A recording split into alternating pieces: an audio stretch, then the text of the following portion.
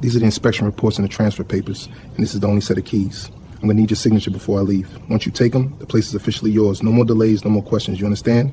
Take a second if you need. At 8:42 a.m., on a quiet Saturday in Brookstone Heights, Deborah Lane stood behind her living room curtains with her phone already in her hand. The neighborhood was the kind of place where mornings sounded like sprinklers ticking on, dogs padding across driveways, and nothing, absolutely nothing unexpected. Then she saw him. A black man in a navy blazer and dark jeans walked slowly down Hawthorne Drive, carrying a leather portfolio under one arm and a small stack of folders in the other. He wasn't running. He wasn't hiding. He wasn't doing anything illegal. But Deborah's eyes narrowed anyway, as if she had just spotted a threat. She didn't step outside to ask if he needed directions. She didn't call the HOA. She didn't contact building management or neighborhood security. She marched straight to fear, the kind that feels like authority when you've lived long enough thinking the street belongs to you. She hit dial. 911, what's your emergency? Deborah didn't hesitate. Hi, yes. There's a suspicious man walking through our neighborhood. He's looking at houses. The dispatcher stayed calm. Ma'am, has he threatened anyone? Tried to break into a home? Damaged property? There was a pause just long enough to reveal the truth. No, Deborah said. But he doesn't live here. The dispatcher asked again, careful and direct. How do you know he doesn't live there? Deborah's voice sharpened, and the mask slipped. Because he's black, and a black man like that doesn't belong in Brookstone Heights. On the sidewalk outside, the man kept walking, unaware that his existence had just been reported as a crime. His name was Malcolm Rivers. In 48 hours, he would be sworn in as the city's new chief of police. And the woman calling him suspicious was about to learn very publicly what happens when you weaponize prejudice and dial 911 like it's a personal remote control. Malcolm Rivers had chosen Brookstone Heights carefully. After 23 years in law enforcement, most of them spent navigating rooms where he was the only black face at the table. He wanted something simple. Quiet streets. Good schools nearby. A place where he could walk in the evenings without thinking about department politics or crime statistics. He had closed on the house 6 weeks earlier. The deed was recorded. The locks had been changed. Utilities were already in his name. Today, he was there to meet a contractor about minor renovations before officially moving in. He stopped in front of the 2-story brick home at 1147 Hawthorne Drive and pulled a key from his pocket. The morning sun caught the metal as he slid it into the lock. That was when Deborah Lane stepped off her porch. She didn't walk. She advanced the posture of someone who believed authority came from proximity and volume. "Excuse me," she called out sharply. Malcolm turned before opening the door, offering a polite nod. "Good morning. What exactly do you think you're doing?" she demanded. He glanced at the house, then back at her. "Opening my front door." Her lips pressed into a thin line. "I've lived here 14 years. I know everyone on this street." "That's impressive," Malcolm replied evenly. "I just bought the place." Deborah let out a short laugh that held no humor. "No, you didn't." He didn't react to the dismissal. "Yes, I did. Closed last month." She looked him up and down slowly, as if searching for evidence that matched the story she'd already decided on. Navy blazer, clean shoes, leather portfolio, calm posture. None of it mattered. "You need to step away from that door," she said. "The police are on their way." Malcolm studied her face carefully. There was no confusion there, no misunderstanding, just certainty. "Is this about race?" he asked quietly. Deborah didn't blink. "It's about you not belonging here." In the distance, sirens began to rise, faint at first, then clearer as they turned onto Hawthorne Drive. Malcolm exhaled slowly. He had spent decades responding to calls like this. Today, he was the call. 2 patrol cars turned onto Hawthorne Drive and rolled to a stop in front of 1147. The sirens cut off, leaving behind a heavy kind of quiet, the kind that makes neighbors peek through blinds. Officers Mark Ellison and Tyler Reed stepped out.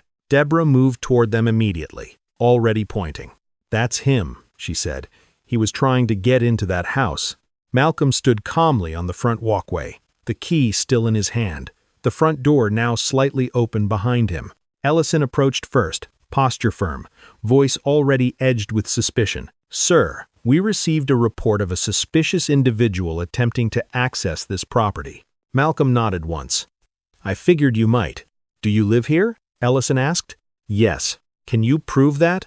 There it was, the shift from conversation to interrogation. Malcolm didn't argue. He stepped inside for 10 seconds and returned with a slim folder. From it, he removed a copy of the recorded deed, closing documents, and his driver's license with the updated address. He handed them over without hesitation. Ellison flipped through the papers briefly, not reading carefully, just enough to appear thorough. Deborah crossed her arms behind him. "Those could be printed off the internet," she said loudly. "People fake paperwork all the time." Malcolm kept his eyes on the officer. "The title company's number is on page 2. You're welcome to call and verify." Reed shifted his weight slightly. For a moment, it looked like he might suggest exactly that. But Ellison didn't reach for his phone. Instead, he handed the documents back. "We can't confirm this on the sidewalk," he said. "We may need you to come down to the station while we sort it out." Malcolm's expression didn't change. "On what charge?" he asked calmly. Ellison avoided the question. "We just need to verify your story." "My story," Malcolm repeated quietly. "You have legal documents in your hand." Deborah stepped forward again. "Officer, he doesn't belong here. I've never seen him before." And just like that, the paperwork in Malcolm's hand weighed less than her assumption. Ellison took a small step closer. "Sir, I'm going to need you to turn around." Malcolm looked at both officers carefully. He had shown proof. He had offered verification. And they were still choosing suspicion. He reached slowly into the inside pocket of his blazer. Both officers tensed. What came out next would change everything. Both officers' hands hovered near their belts as Malcolm moved deliberately, slowly, making sure every motion was visible. From inside his blazer, he removed a black leather wallet. Not thick, not flashy. He flipped it open. The gold badge caught the morning light first, then the identification beneath it. City Police Department, Chief of Police, Malcolm Rivers. For a full second, no one spoke. Officer Reed's eyes widened before he could stop himself. He leaned slightly closer, as if hoping he had misread it. Ellison didn't move at all. His face drained of color in real time, the confidence from moments earlier evaporating into something else, something much closer to realization. Malcolm held the badge steady. "You've both received department-wide memos over the past 2 weeks," he said evenly. Regarding the incoming chief, neither officer answered. From behind them, Deborah's voice cut through the silence. "That doesn't mean it's real," she said, her tone suddenly thinner but still defiant. "Anyone can buy something like that." Ellison turned sharply. "Ma'am, please." The authority in his voice had shifted not toward Malcolm, but away from Deborah. Malcolm closed the badge wallet calmly and slid it back into his pocket. He didn't raise his voice. He didn't gloat. He simply looked at the two officers with a composure that carried far more weight than anger ever could. "I will see both of you in my office," he said. "Monday morning, 8 o'clock. Reed swallowed. Ellison nodded once, a stiff, automatic motion from a man who understood exactly what that meant. Then Malcolm turned his attention to Deborah. "For the record," he said quietly, "you called 911 on a homeowner who showed documentation, offered verification, and committed no crime." Her mouth opened, but nothing came out. "You will be hearing from my attorney." He stepped past them, unlocked his front door fully, and walked inside. The door closed with a soft click. Outside, the patrol cars remained parked for another 30 seconds before either officer moved. The street that had felt so certain a few minutes earlier now felt exposed. Deborah stood alone on the sidewalk, no longer pointing. For the first time since she picked up the phone, she looked unsure. And inside the house, she insisted he didn't belong in. The city's new police chief had just begun his weekend with a list forming quietly in his mind. Malcolm didn't spend the rest of Saturday angry. He spent it methodical. By noon, the contractor had arrived, and measurements were being taken in the kitchen. By 3 o'clock, Malcolm had assembled a small desk in the upstairs office. On the surface, it looked like an ordinary moving day. But beneath that calm exterior, he was already building a case. At 2:17 p.m., he sent a formal request to dispatch for a copy of the 911 recording connected to the call on Hawthorne Drive. At 2:22 p.m., he requested the bodycam footage from officers Ellison and Reed. At 2:30 p.m., he asked for the incident report number and call log. No emotion, no commentary, just documentation. By early evening, the files were forwarded to him. He sat alone at the kitchen counter, the house still half empty, sunlight fading through bare windows. He pressed play on the 911 audio. Deborah's voice filled the quiet room. "There's a suspicious man walking through our neighborhood." The dispatcher asked if a crime had occurred. No. Asked if the man had threatened anyone. No. A pause. "Then why do you believe he's suspicious?" Deborah exhaled audibly. "Because he doesn't belong here." The dispatcher pressed once more. "Ma'am, what do you mean by that?" And then it came. "Because he's black." No ambiguity, no confusion, no misinterpretation. Malcolm stopped the recording. He didn't need to hear it twice. Next, he opened the bodycam footage. He watched himself hand over the deed, watched Ellison glance at it, watched the moment he offered to call the title company and the officer refuse. Then he watched the frame where Ellison told him to turn around. He paused the video there, not at the badge reveal, but at the moment before it, because that was the moment that mattered. The badge didn't prevent what almost happened. It interrupted it. Malcolm leaned back in his chair and stared at the ceiling for several seconds. He had a badge. Most people didn't. And if this could happen to him in broad daylight, with paperwork in hand, he knew exactly what it meant for everyone else who didn't carry gold in their pocket. He closed his laptop. Monday morning would not be about embarrassment. It would be about accountability. Monday morning arrived without ceremony. At 7:45 a.m., Malcolm Rivers walked through the front doors of police headquarters in full-dress uniform for the first time as chief. The lobby staff straightened instinctively. Some had met him during transition briefings. Others had only seen his photo in internal emails. But everyone knew today was his first official morning in command. He shook hands. Calm, professional, measured. If anyone noticed the extra file tucked under his arm, they didn't comment. At exactly 8 a.m., officers Mark Ellison and Tyler Reed were escorted into the chief's office. Both wore full uniform. Both avoided eye contact at first. Malcolm didn't ask them to sit immediately.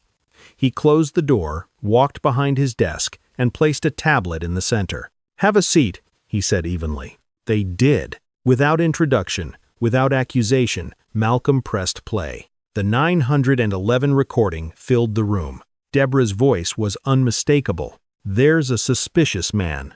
The dispatcher's questions followed. New crime. No threat. Just discomfort. Then the line neither officer could unhear. "Because he's black." The room felt smaller.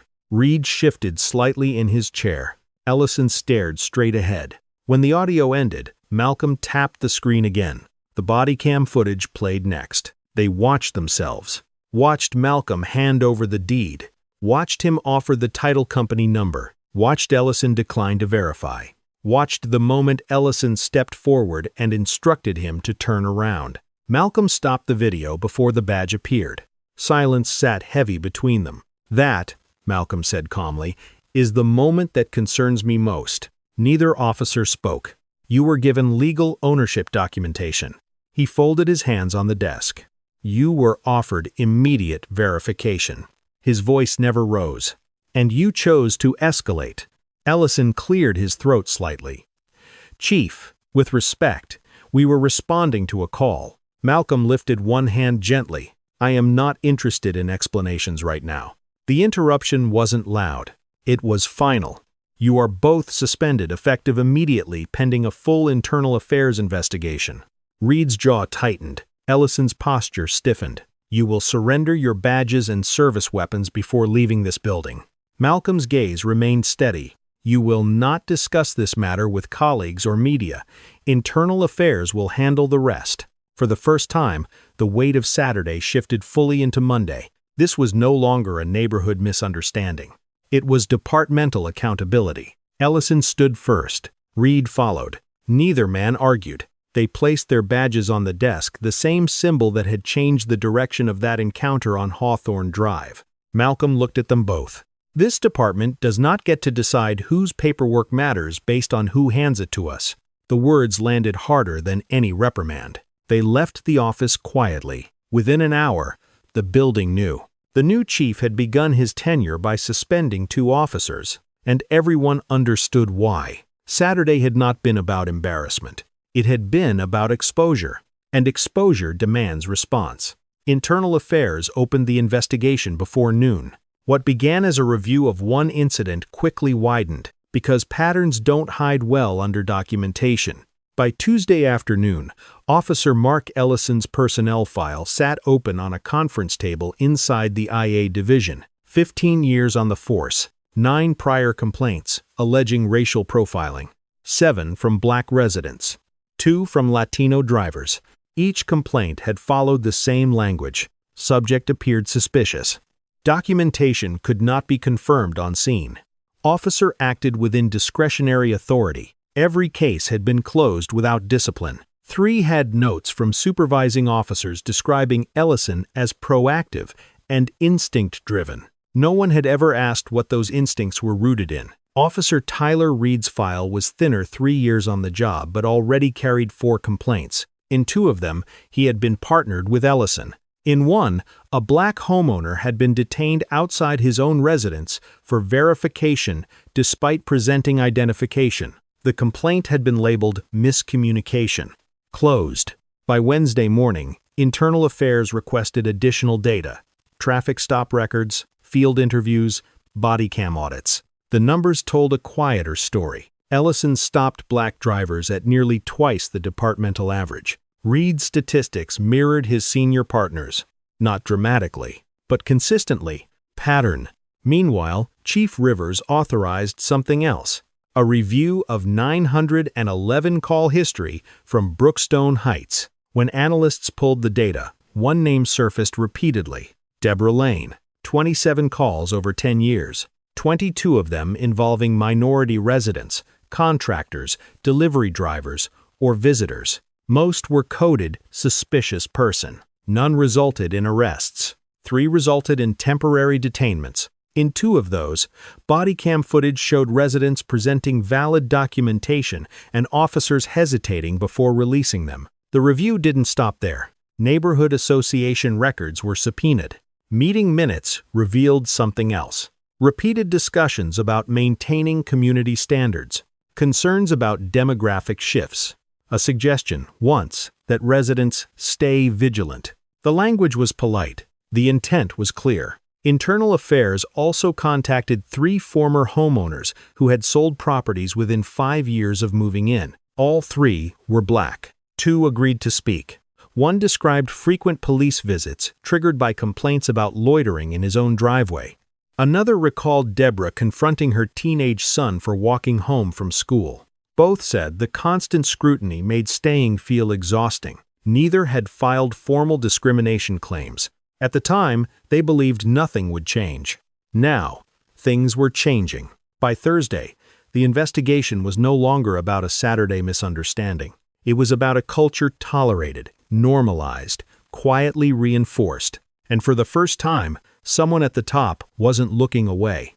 Chief Rivers reviewed the interim findings late that night in his office. He didn't appear surprised. He had spent decades navigating institutions that protected patterns by calling them isolated incidents. But patterns collapse when someone documents them carefully enough. And that was exactly what was happening now. By Wednesday afternoon, the legal response moved from internal review to external consequence. Chief Rivers did not handle it personally. He let his attorney do that. A civil complaint was filed in county court naming Deborah Lane as the defendant. The charges were direct: racial discrimination, harassment, filing a false police report motivated by racial bias. The lawsuit sought $250,000 in damages. It wasn't about the money. It was about the record. Deborah was served the papers Thursday morning at 9:12 a.m. The same front porch where she had once pointed at Malcolm now became the place where a process server handed her an envelope she couldn't dismiss. Her expression reportedly shifted from indignation to disbelief as she read the heading, Rivers v. Lane.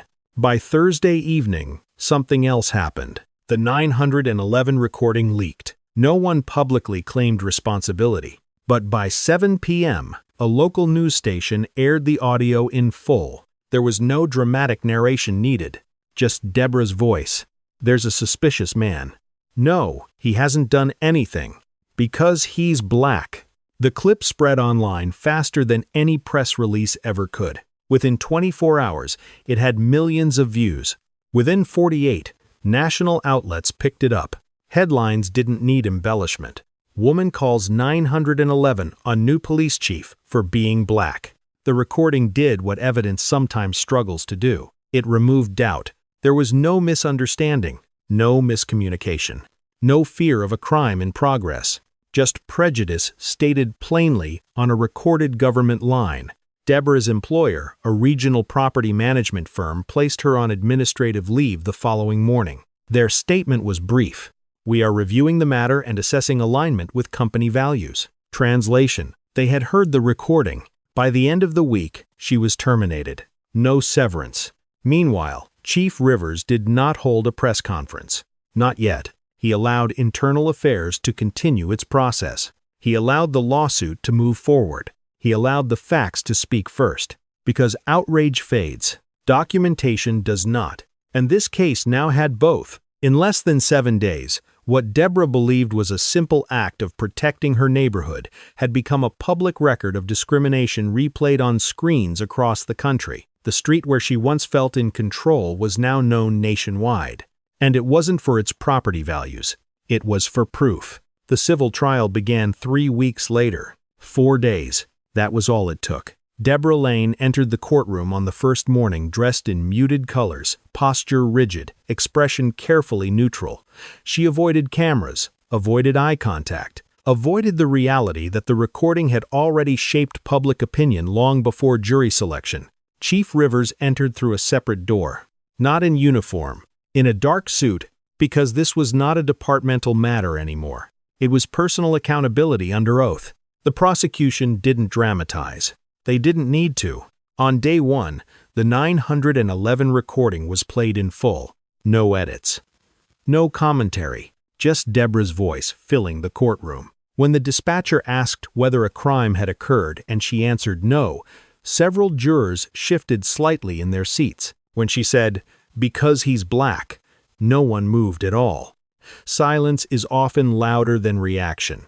On day 2, body cam footage was introduced. The jury watched Malcolm present his deed, watched him offer verification, watched Officer Ellison decline. They watched the moment before the badge appeared. And that was key, because the badge wasn't the reason the case existed. It was the interruption of what should never have escalated. On day 3, former residents testified. A black homeowner described repeated, suspicious person calls triggered when he hosted family gatherings. A college student recounted being stopped twice while walking her own dog. None of them had pressed charges at the time. They assumed it was easier to move than fight. The defense attempted to frame Deborah's actions as community vigilance, concern for safety, protection of property. But under cross-examination, one question dismantled that narrative. "Miss Lane," the attorney asked calmly, "if the man you saw had been white, dressed the same way, carrying the same folders, would you have called 911? Deborah hesitated. The pause lasted 4 seconds. It felt longer. "I don't know," she said finally. But everyone in the room already did. On the 4th afternoon, closing arguments were brief. The evidence required no theatrics. The jury deliberated for 6 hours. When they returned, the foreperson stood, liable on all counts. Racial discrimination, harassment, filing a false police report motivated by bias. Damages awarded $250,000.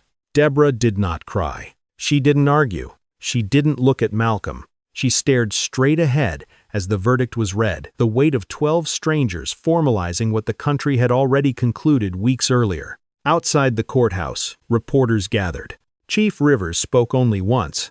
"This was never about revenge," he said evenly. "It was about making sure silence isn't the system's default response." Then he stepped away from the microphones. The trial was over, but the consequences were still unfolding. The internal affairs investigation concluded 5 days after the civil verdict. By then, the department had compiled more than just the footage from Hawthorne Drive. They had statistics. They had prior complaints. They had supervisory notes that revealed how often concerns had been minimized instead of addressed. Officer Mark Ellison was called into headquarters first. The termination letter was 4 pages long. It cited 9 prior racial profiling complaints, a demonstrable statistical disparity in discretionary stops, failure to follow verification protocol, escalation without probable cause, and conduct inconsistent with departmental standards. But the line that ended his career was simpler. Your actions on Hawthorne Drive reflect a continuation of a pattern previously documented and insufficiently corrected. 15 years on, the force ended in 10 minutes. His badge was surrendered permanently. His service weapon logged. His appeal rights explained. He filed an appeal with the police union within 48 hours. The union reviewed the footage, reviewed the complaint history, reviewed the 911 audio. They declined representation. Officer Tyler Reed met with command the next morning. His termination letter was shorter but no less final. It referenced 4 prior complaints and failure to exercise independent judgment when presented with contradictory evidence. In simpler terms, following a senior officer does not excuse misconduct. Reed didn't argue. He didn't appeal. He resigned before the formal termination process could be completed, hoping the distinction might soften future job prospects. It didn't. Within weeks, both men discovered what public accountability does to employment options. Neighboring departments declined interviews. Private security firms hesitated. Background checks now included a widely reported incident attached to their names. What had once been internal files were now public record. Saturday had exposed more than bias. It had exposed oversight failures. Supervisors who had dismissed prior complaints were reassigned pending review. Policy language around suspicious person calls was rewritten. Officers were reminded in mandatory briefings. Documentation presented must be verified, not dismissed. And the badge itself? It became a symbol discussed in every training session that month, not as protection, but as responsibility. Because the truth was simple. If Malcolm Rivers had not pulled that badge from his pocket, 2 officers would have transported a homeowner to the station based solely on a neighbor's discomfort. And that reality changed the department faster than any memo ever could. By the end of that month, 2 careers were over. But something else had begun. Reform rooted not in optics, but in evidence. The weeks after the terminations weren't quiet. They were deliberate. Chief Rivers understood something most leaders avoid admitting. Discipline alone doesn't fix systems. It only corrects outcomes. If the structure that allowed the behavior remains intact, the pattern simply returns under a different name. So reform began immediately. The first directive was procedural. From that point forward, any officer who doubted the legitimacy of identification, property deeds, rental agreements, or ownership documents would be required to document in writing the specific, articulable reason for that doubt. Could be fake was no longer acceptable language. If an officer refused on-scene verification when a phone number, registry, or official database was available, that refusal had to be justified in detail and reviewed by a supervisor within 24 hours. The policy was unofficially referred to as the Hawthorne Standard. The second reform addressed complaints. Rivers established an independent civilian review panel for racial profiling allegations. No longer would those complaints move exclusively through internal chains of command, where prior dismissals had quietly accumulated. Every complaint would now be reviewed by a mixed board of legal professionals, community members, and retired officers with no direct reporting ties to active command. Patterns would trigger intervention. 3 complaints within 12 months automatically initiated supervisory review and retraining, whether sustained or not. The third reform went deeper. Training modules were rewritten. Instead of generic bias lectures, officers were shown the actual body cam footage from Hawthorne Drive. They watched the moment paperwork was dismissed. They watched the escalation. They watched the silence after the badge appeared. And then they were asked one question. What if there had been no badge? No one answered casually. Community engagement protocols were also restructured. Officers were assigned neighborhood liaison roles not based on arrest numbers, but on community feedback metrics. Performance evaluations began incorporating civilian survey data. Trust became measurable. Within 18 months, measurable change followed. Racial profiling complaints dropped by 43%. Field detentions without probable cause decreased significantly. Community trust scores in quarterly surveys rose for the first time in nearly a decade. It wasn't perfect. Reform never is. But something fundamental had shifted. Officers understood that documentation mattered, that patterns were monitored, that assumptions carried consequences, and that the badge did not shield misconduct, it amplified responsibility. Internally, the department referred to the shift as post-Hawthorne. Externally, residents simply noticed something quieter. Fewer unnecessary stops, more verification on scene, less escalation. And Chief Rivers? He didn't mention the incident often. He didn't need to. The system now carried the reminder every day. Because reform, rooted in embarrassment, fades. Reform, rooted in evidence, endures. 5 years passed. Brookstone Heights looked the same on the surface. The lawns were trimmed, the houses repainted, the sidewalks clean. But the culture underneath it had shifted. Deborah Lane no longer lived on Hawthorne Drive. 3 months after the verdict, she listed her home quietly. There was no farewell gathering, no neighborhood send-off, just a moving truck on a gray Tuesday morning and a security camera, recording her carrying boxes down the same walkway where she once stood pointing at Malcolm Rivers. The irony didn't need commentary. The house sold within weeks. Her professional life never fully recovered. The 911 recording followed her name online, permanently attached to articles, legal databases, housing discrimination seminars. It became a case study in fair housing compliance training across the state. Not because she lost, but because she spoke plainly. Because the recording left no room for reinterpretation. The $250,000 judgment sat on her financial record as a reminder that prejudice, when documented, carries weight. Meanwhile, Chief Malcolm Rivers continued his tenure. He didn't campaign on what happened that Saturday. He didn't reference it in speeches unless asked directly. But inside the department, it became a quiet turning point. Officers knew Hawthorne Drive. Recruits studied the footage during ethics training. Supervisors intervened earlier when complaint patterns emerged. Data review wasn't seen as criticism anymore, it was seen as prevention. Community trust surveys showed steady improvement year over year. The drop in racial profiling complaints wasn't dramatic overnight. It was incremental, measured, sustained. That mattered more.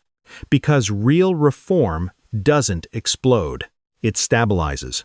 One afternoon, during a town hall meeting, a resident asked Chief Rivers a simple question. Did you ever consider not filing the lawsuit? He paused before answering. Yes, he admitted. But then I thought about the people who don't have a badge in their pocket. The room went quiet. I walked into that house because I could prove who I was in more than one way, he continued. Most people only get one chance to prove they belong. And sometimes, that's not enough. That was the core of it. The badge didn't create justice. It revealed the gap where justice should have already existed. The deed should have been enough. Documentation should have been enough. Being a homeowner walking toward your own front door should have been enough. But it wasn't. And when systems fail quietly, they continue quietly until someone forces them into the light. Hawthorne Drive became more than an address. It became a case study in what happens when accountability meets evidence. 2 officers lost careers. 1 neighbor lost reputation, employment, and property. A department restructured oversight. A neighborhood confronted its assumptions. And a single 911 call made casually, confidently became permanent record. The lesson was never about humiliation. It was about responsibility. Because prejudice often survives in ambiguity. But once it's recorded, documented, and reviewed, it either changes or it costs. If this story shows anything, it's this. Power is not the badge. Power is the willingness to correct what the badge once ignored. And sometimes, Justice doesn't arrive loudly. Sometimes it arrives on a Saturday morning carrying a key, a folder, and the quiet certainty that belonging does not require permission.